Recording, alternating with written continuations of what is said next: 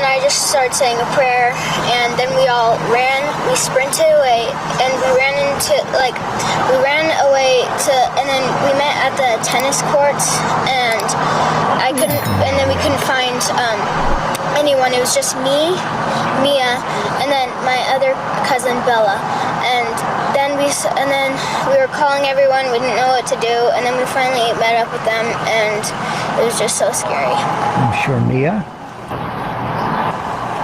I remember that we were like 15 feet away, and I thought like the shot was like a firecracker or something. It just didn't seem real. After that, we went like behind where Charlie Kirk was, and then we were meeting up at the tennis courts and trying to find everyone and get everyone together. And Charlie Kirk was such a good guy. I'm gonna miss him so much. I've always watched all of his videos, and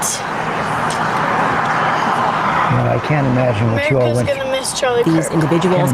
It was supposed to be just another political rally, music, speeches, energy, and applause. But within minutes, the crowd of nearly 3,000 people went from cheering to screaming.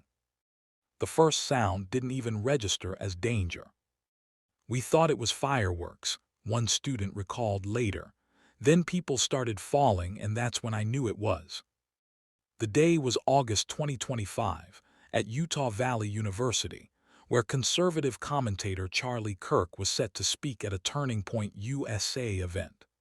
Cameras were rolling, phones were out, and hundreds of eyewitnesses would soon become the living memory of a crime no one could forget. At 11:47 a.m., shots rang out. Panic erupted. Some ducked, others froze.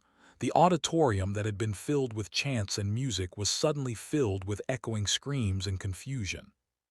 In the chaos, one person stood out, a man in a black hoodie, calm, focused, moving against the crowd. Multiple witnesses would later tell police they saw him holding something metallic, long and unmistakable. He wasn't running, he wasn't hiding, another witness said. It was like he knew exactly what he was doing. Within seconds, security stormed the scene, but the shooter was already gone.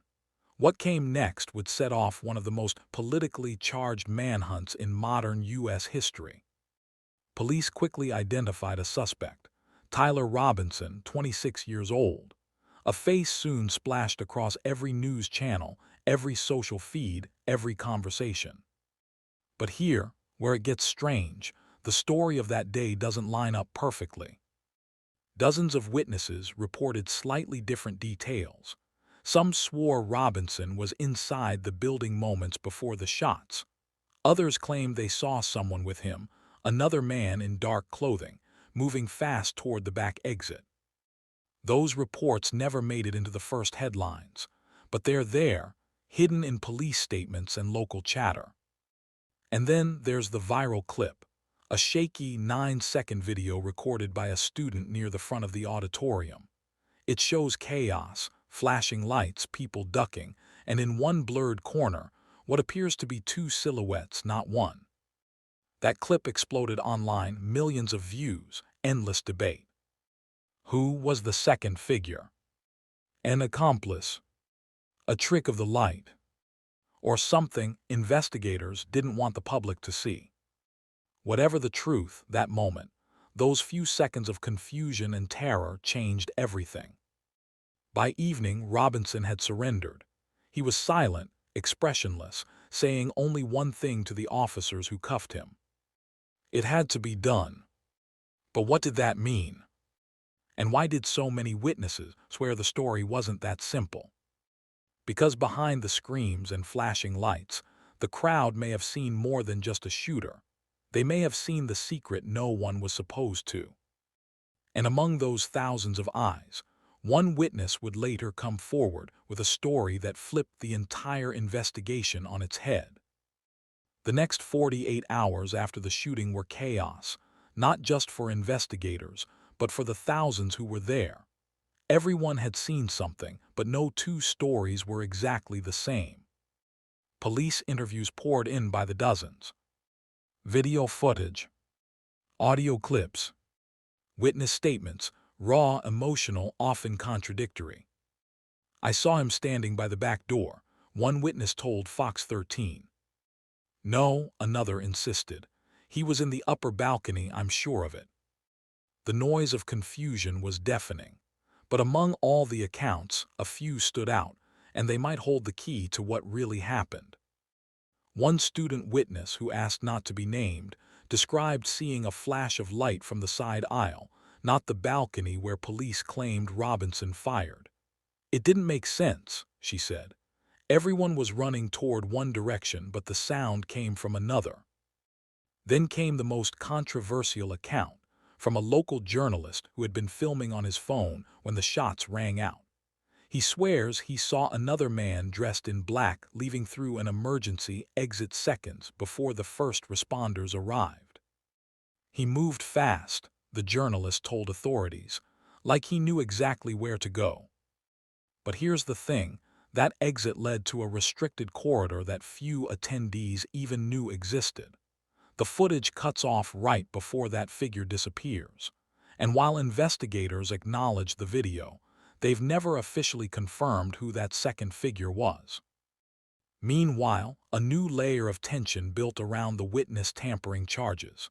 According to court documents, Robinson allegedly texted someone shortly after the shooting, telling them to delete their messages and stay quiet.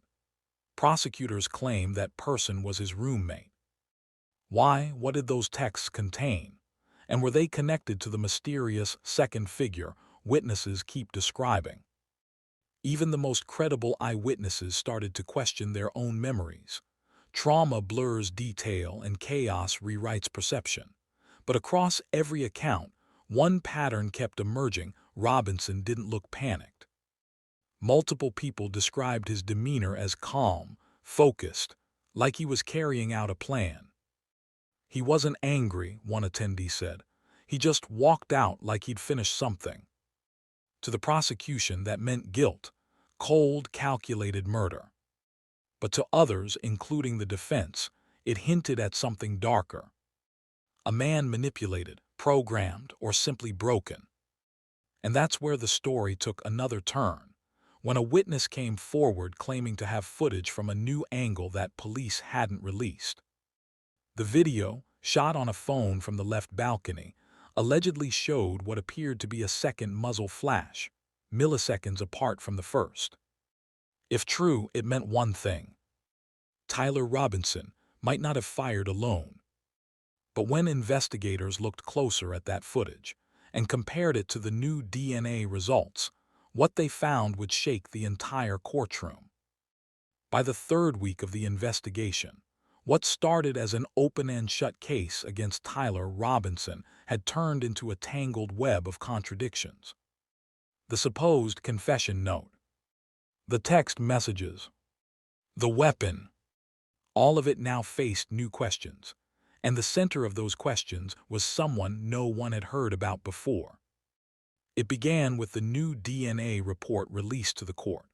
For weeks, prosecutors had brushed off the unknown fingerprints on the rifle as irrelevant. But when the updated analysis came back, it hit like a thunderclap. The prints matched a man already in the federal database, a former associate of Robinson's who'd gone missing months before the shooting. Authorities have not released his full name, referring to him only as Subjectar. But records show he had once worked with Robinson at a local tech startup and left abruptly after a falling out. That discovery instantly reframed the eyewitness claims. Those two silhouettes in the shaky student video. The black-clad figure running toward the side exit. Suddenly, they didn't seem so impossible after all. Inside the courtroom, prosecutors fought to contain the narrative. They insisted the new DNA didn't prove anything, that Subjectar's connection was coincidental contamination. But for the defense, it was the missing puzzle piece. Lead attorney Rachel Mendez stood before the jury, holding the lab report like a smoking gun. "For months," she said, "we've been told this was a simple story, one shooter, one motive, one crime. But now the evidence itself tells a different story." And that's when another twist emerged.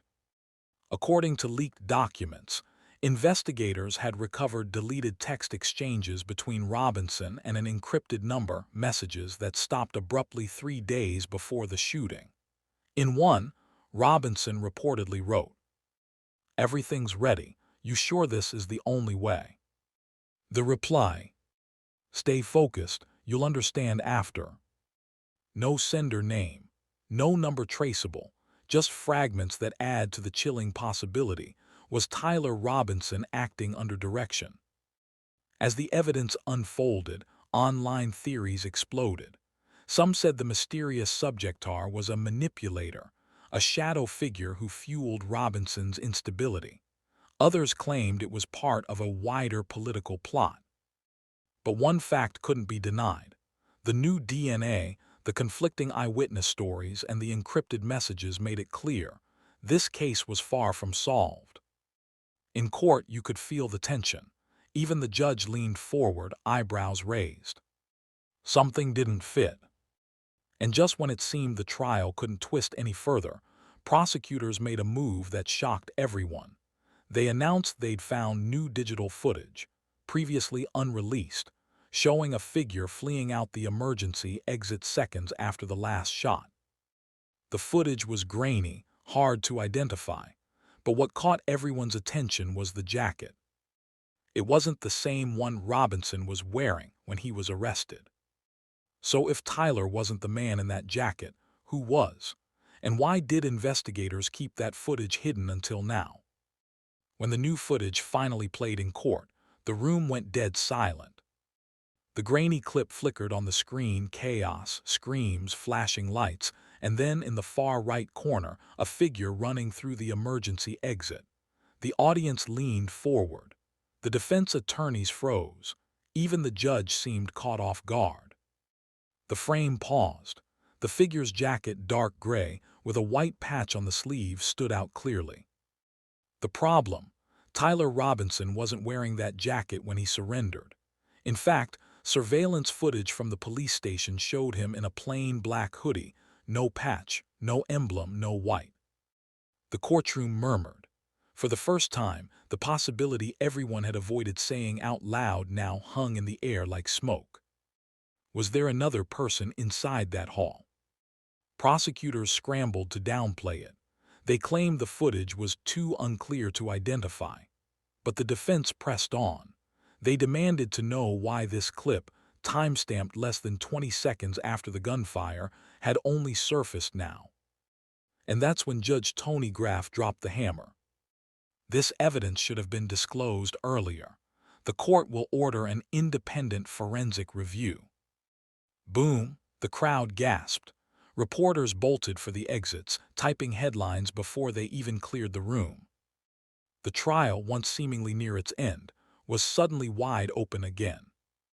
Outside, protesters gathered, some demanding justice for Charlie Kirk, others chanting for a retrial. Online, millions debated theories. Was the second figure subjectar? Did the government suppress the footage? Or was this all an elaborate distraction to mask a bigger truth? Even Robinson's expression changed. After weeks of silence, he finally looked up at the screen, his jaw clenched, his eyes wet. When the judge called a recess, he turned to his attorney and whispered something caught only by the courtroom mic. "Now they'll finally see it wasn't just me." That moment went viral within minutes. Whatever the truth is, one thing's clear: this story isn't finished. With new witnesses still coming forward and fresh forensic reviews underway, the Tyler Robinson case continues to evolve in real time. And for many watching, it's no longer just about guilt or innocence. It's about trust. Trust in justice. Trust in truth. Trust in what we think we saw. Because in this case, even the eyes of thousands might not have seen everything. If you've made it this far, you're one of the few still searching for the truth. So here's my question. Do you think Tyler Robinson acted alone, or is someone still out there? Drop your thoughts in the comments. I'll be reading everyone.